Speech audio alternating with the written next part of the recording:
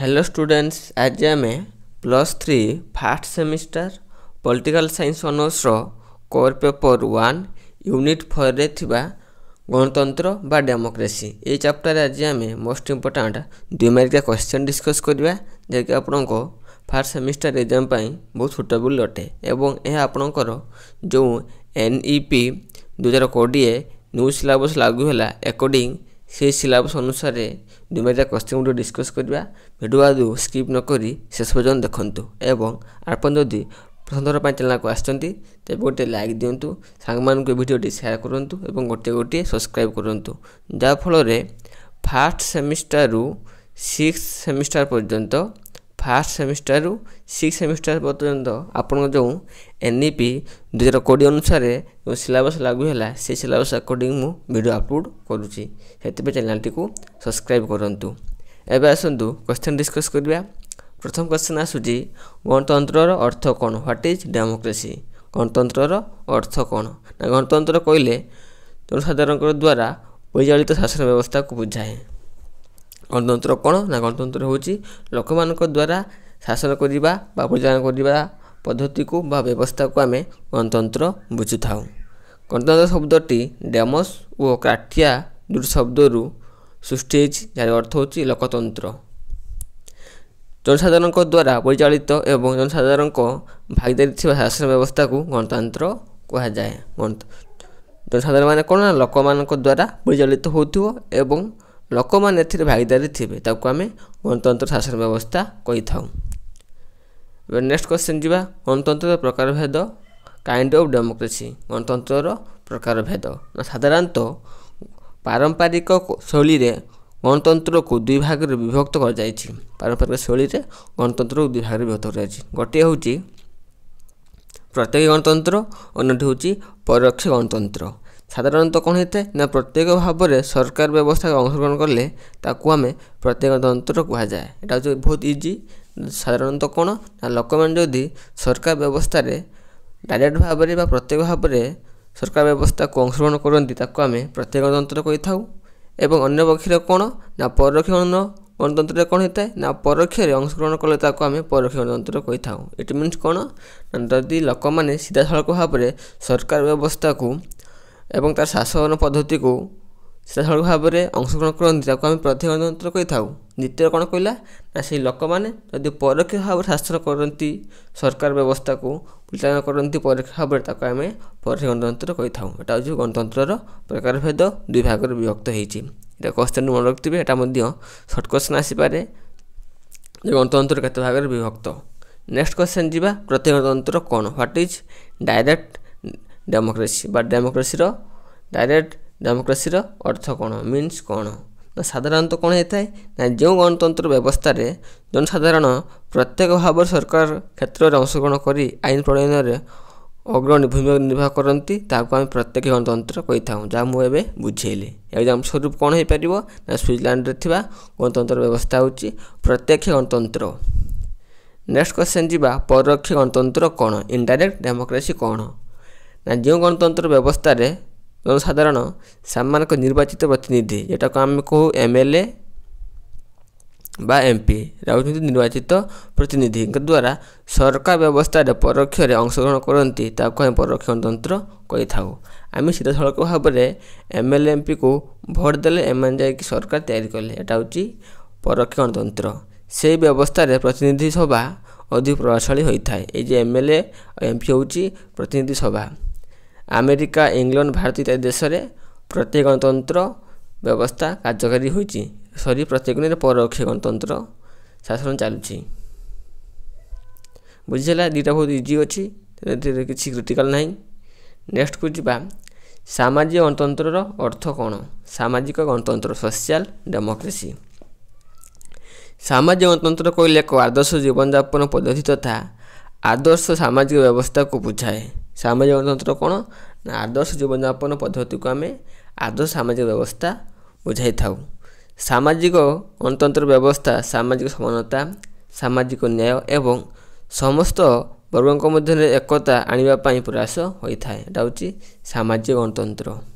Next कौन ना अर्थनीतिक गणतंत्र कौन, इकोनॉमी डेमोक्रेसी कौन। ସାଧାରଣତଃ ଅର୍ଥନୀତିକ ଗଣତନ୍ତ୍ରର ଅର୍ଥ ଯେଉଁ ବ୍ୟବସ୍ଥାରେ ଜନସାଧାରଣଙ୍କର ଜୀବନ ଧାରଣ ପାଇଁ ସର୍ବନିମ୍ନ ଆବଶ୍ୟକତା ପୂରଣ କରିବା ପାଇଁ ପ୍ରୟାସ କରାଯାଏ ଏବଂ ସମସ୍ତଙ୍କର ଆର୍ଥିକ ମାନଦଣ୍ଡର ଉନ୍ନତି ଆଣିବା ପାଇଁ ପ୍ରତିବଦ୍ଧକ ରହିଥାଏ।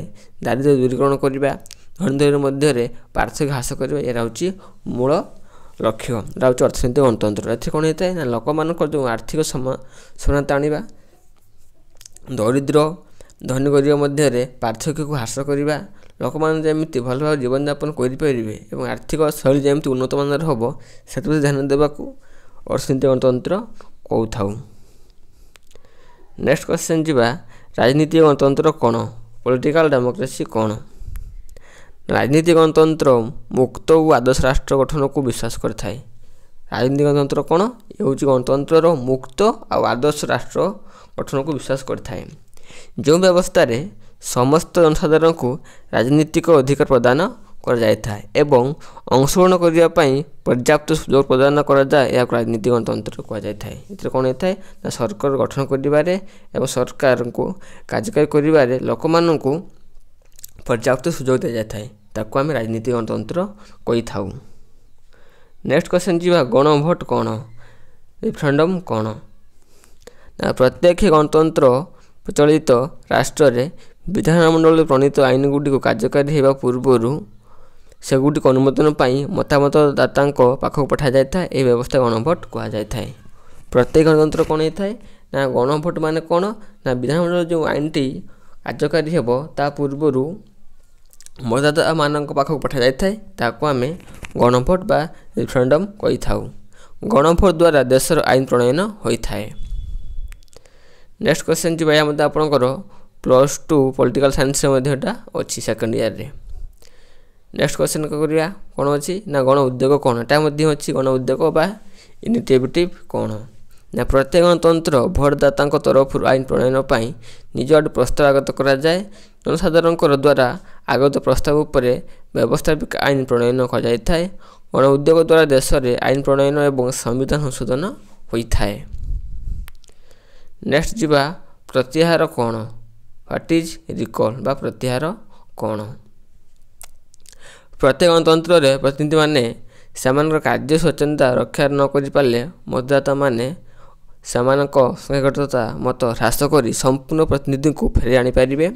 କାର୍ଯ୍ୟକାଳ ପୂରିବା ପୂର୍ବରୁ ସେହି ପ୍ରଣାଳୀ ଅନୁସରଣ କରାଯାଇ ପ୍ରତିନିଧିମାନଙ୍କୁ ପ୍ରତିନିଧିତ୍ୱ ରଦ୍ଦ କରାଯାଇପାରିବ। ଏହାକୁ ପ୍ରତିହାର କୁହାଯାଏ। ମୋଟାମୋଟି ଅର୍ଥରେ କ'ଣ? ସପୋଜ ଗୋଟେ କ୍ୟାଣ୍ଡିଡେଟ୍ ସିଲେକ୍ଟେଡ଼ ହେଲା, ଗୋଟେ କ୍ୟାଣ୍ଡିଡେଟ୍ ଧର ଏ ଗୋଟେ କ୍ୟାଣ୍ଡିଡେଟ୍ ସେ ସିଲେକ୍ଟେଡ଼ ହେଲା।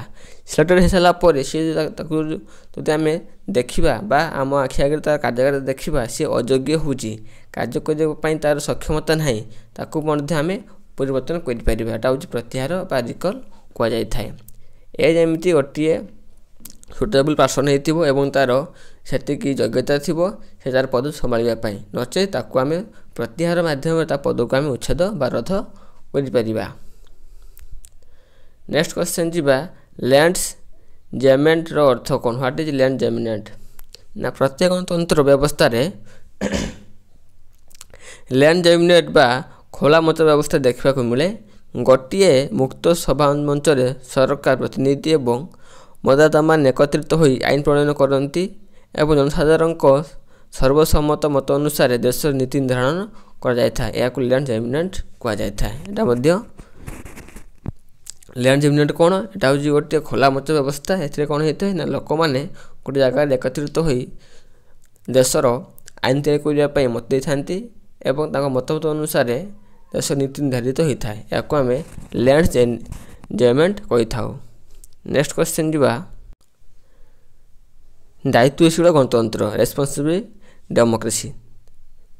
ଯେଉଁ ଗଣତନ୍ତ୍ର ବ୍ୟବସ୍ଥାରେ ନିର୍ବାଚିତ ପ୍ରତିନିଧିମାନେ ଜନସାଧାରଣଙ୍କ ପାଖରେ ଉତ୍ତରଦାୟୀ ରହିଥାନ୍ତି ତାକୁ ଆମେ ଦାୟିତ୍ୱଶୀଳ ଗଣତନ୍ତ୍ର କହିଥାଉ। ଯେଉଁ ଗଣତନ୍ତ୍ର ବ୍ୟବସ୍ଥାରେ କ'ଣ ହୋଇଥାଏ ନା ଯେଉଁ ଲୋକମାନେ ନିର୍ବାଚିତ ହୁଅନ୍ତି ବା ଜିତନ୍ତି ସେମାନେ କ'ଣ କରିବେ ନା ସେମାନେ ଲୋକମାନଙ୍କ ପାଖରେ ଉତ୍ତରଦାୟୀ ରହିବେ, ତାକୁ ଆମେ ଦାୟିତ୍ୱଶୀଳ ଗଣତନ୍ତ୍ର କହିଥାଉ। ଜନସାଧାରଣଙ୍କ ଆସ୍ଥାଭାଜନ ଥିବା ପର୍ଯ୍ୟନ୍ତ ଜନପ୍ରତିନିଧିମାନେ କ୍ଷମତାରେ ରହିଥାନ୍ତି। ଜନସାଧାରଣଙ୍କର ଯେପର୍ଯ୍ୟନ୍ତ ତାଙ୍କର ଆସ୍ଥାଭାଜନ ଥିବ ପର୍ଯ୍ୟନ୍ତ ପ୍ରତିନିଧିମାନେ ସେମାନଙ୍କ କ୍ଷମତାରେ ରହିଥାନ୍ତି। ନେକ୍ସଟ କ୍ୱେଶ୍ଚନ୍ କ'ଣ ଆସୁଛି ନା ଉଦାରବାଦୀ ଗଣତନ୍ତ୍ର କ'ଣ? ଲିବରାଲ ଡେମୋକ୍ରେସି କ'ଣ? ନା ଉଦାରବାଦୀ ଗଣତନ୍ତ୍ର ଏପରି ଏକ ବ୍ୟବସ୍ଥା ଯେଉଁଥିରେ ପ୍ରକୃତରେ ରାଷ୍ଟ୍ର ଶାସନ କ୍ଷମତା ଜନସାଧାରଣଙ୍କ ହାତରେ ଥାଏ ଏବଂ ପ୍ରଶାସନିକ କଳ ନିର୍ବାଚିତ ଲୋକପ୍ରତିନିଧିମାନଙ୍କ ଦ୍ୱାରା ପରିଚାଳିତ ହୋଇଥାଏ। ଏହା ହେଉଛି ଉଦାରବାଦୀ ଗଣତନ୍ତ୍ର। ଏଥିରେ କ'ଣ ହୋଇଥାଏ ନା ପ୍ରକୃତ ରାଷ୍ଟ୍ର ଶାସନ କ୍ଷମତା ଲୋକମାନଙ୍କ ପାଖରେ ଥାଏ ଏବଂ ପ୍ରଶାସନିକ କଳ ମଧ୍ୟ ନିର୍ବାଚିତ ଲୋକପ୍ରତିନିଧିମାନଙ୍କ ଦ୍ୱାରା ପରିଚାଳିତ ହୋଇଥାଏ। ବାକ୍ ସ୍ୱାଧୀନତା, ରାଜନୈତିକ ଅଧିକାର, ମୁକ୍ତ ଓ ଅବାଧ ନିର୍ବାଚନକୁ ଏହାର ଗୁରୁତ୍ୱ ଦେଇଥାଏ। ନେକ୍ସଟ ଯିବା ମାର୍କ୍ସବାଦୀ ଗଣତନ୍ତ୍ର କ'ଣ? ନେକ୍ସଟ କ୍ୱେଶ୍ଚନ୍ କ'ଣ ଆସୁଛି ଯେ ମାର୍କ୍ସବାଦୀ ଗଣତନ୍ତ୍ର କ'ଣ? ମାର୍କ୍ସିଆନ୍ ଡେମୋକ୍ରେସି କ'ଣ? ନା ମାର୍କ୍ସବାଦୀ ଗଣତନ୍ତ୍ର ବ୍ୟବସ୍ଥାକୁ ରାଷ୍ଟ୍ରର ସମସ୍ତ ରାଜନୈତିକ କ୍ଷମତା ରାଷ୍ଟ୍ରୀୟ ସରକାର ହାତରେ ନ୍ୟସ୍ତ ଥାଏ। ପ୍ରତିନିଧିମୂଳକ ସରକାର ବ୍ୟବସ୍ଥା ଏବଂ ନିର୍ବାଚିତ ପ୍ରକ୍ରିୟା କାର୍ଯ୍ୟକାରୀ ହୋଇଥିଲେ ମଧ୍ୟ ଜନମତକୁ ଅଧିକ ପ୍ରାଧାନ୍ୟ ଦିଆଯାଏ ନାହିଁ। ରାଷ୍ଟ୍ରର ଅର୍ଥନୈତିକ ନିୟନ୍ତ୍ରଣ ସରକାରଙ୍କ ହସ୍ତରେ ନ୍ୟସ୍ତ ଥାଏ। ଏଟା ହେଉଛି ମାର୍କ୍ସବାଦୀ ଗଣତନ୍ତ୍ର। ଏଥିରେ କ'ଣ ହୋଇଥାଏ ନା ରାଷ୍ଟ୍ରର କ୍ଷମତା, ସମସ୍ତ ରାଜନୈତିକ କ୍ଷମତା ରାଷ୍ଟ୍ରୀୟ ସରକାର ହାତରେ ନ୍ୟସ୍ତ ଥାଏ। ଆଉ ଏଥିରେ କ'ଣ ହୋଇଥାଏ ନା ପ୍ରତିନିଧିମୂଳକ ସରକାର ବ୍ୟବସ୍ଥା ଏବଂ ନିର୍ବାଚନ ପ୍ରକ୍ରିୟାରେ କାର୍ଯ୍ୟକାରୀ ହେଉଥିବା ଜନମତକୁ ଅଧିକ ପ୍ରାଧାନ୍ୟ ଦିଆଯାଏ ନାହିଁ। ଏଥିରେ କ'ଣ ନା ସରକାର ବ୍ୟବସ୍ଥା ଆଉ ନିର୍ବାଚନ ପ୍ରକ୍ରିୟାରେ କାର୍ଯ୍ୟକାରୀ ହେଉଥିବା ଜନମତକୁ ଅଧିକ ପ୍ରାଧାନ୍ୟ ଦିଆଯିବ ନାହିଁ। ରାଷ୍ଟ୍ରର ଅର୍ଥନୈତିକ ନିୟନ୍ତ୍ରଣ ସରକାରଙ୍କ ହାତରେ ନ୍ୟସ୍ତ ଥିବ। ଏଟା ହେଉଛି ମାର୍କ୍ସବାଦୀ ଗଣତନ୍ତ୍ର। ନେକ୍ସଟ କ୍ୱେଶ୍ଚନ୍ ଯିବା ବିଶିଷ୍ଟ ବର୍ଗ ଗଣତନ୍ତ୍ର କ'ଣ? ଫ୍ଲିଟ୍ ଥିଓରି ଅଫ୍ ଡେମୋକ୍ରେସି କ'ଣ? ଗଣତନ୍ତ୍ର ବ୍ୟବସ୍ଥାରେ ଜନମତ ଆଧାରରେ ନିର୍ବାଚିତ ସଂଗଠନ ହୋଇଥିଲେ ମଧ୍ୟ କ୍ଷମତା ଏକ ସଂଖ୍ୟାଲଘୁ ବିଶିଷ୍ଟ ବର୍ଗଙ୍କ ହାତରେ ନ୍ୟସ୍ତ ଥାଏ। ସେମାନେ ଦକ୍ଷତା ବଳରେ ଜନମତ ଆହରଣ ପୂର୍ବକ ସରକାର ଗଠନ କରନ୍ତି ଏବଂ କ୍ଷମତା ସଞ୍ଚାଳନ କରିଥାନ୍ତି। ଏଟା ହେଉଛି ବିଶିଷ୍ଟ ବର୍ଗ ଗଣତନ୍ତ୍ର। ଏଥିରେ କ'ଣ ହୋଇଥାଏ? ଏଥିରେ ଗଣତନ୍ତ୍ରରେ ଜନମତ ଆଧାରରେ ନିର୍ବାଚିତ ସଂଗଠିତ ହେଲେ ମଧ୍ୟ କ୍ଷମତା ଓ ସଂଖ୍ୟାଲଘୁ ବିଶିଷ୍ଟ ଲୋକମାନଙ୍କ ହାତରେ କ୍ଷମତାଟି ନ୍ୟସ୍ତ ଥାଏ। ସେମାନେ କ୍ଷମତା ବଳରେ ଜନମତ ଆହରଣ ପୂର୍ବରୁ ସରକାରଙ୍କୁ ଗଠନ କରିଥାନ୍ତି ଏବଂ କ୍ଷମତା ମଧ୍ୟ କରିଥାନ୍ତି। ଏଟା ହେଉଛି ବିଶିଷ୍ଟ ବର୍ଗ ଗଣତନ୍ତ୍ର। ଏହା ଥିଲା ଆପଣଙ୍କର କୋର୍ ପେପର୍ 1 ୟୁନିଟ୍ 4ରେ ଥିବା ଡେମୋକ୍ରେସି ଚାପ୍ଟରର ମୋଷ୍ଟ ଇମ୍ପୋର୍ଟାଣ୍ଟ 2 ମାର୍କିଆ କ୍ୱେଶ୍ଚନ୍ ଯାହା ମୁଁ ଡିସ୍କସ୍ କଲି। Thank you.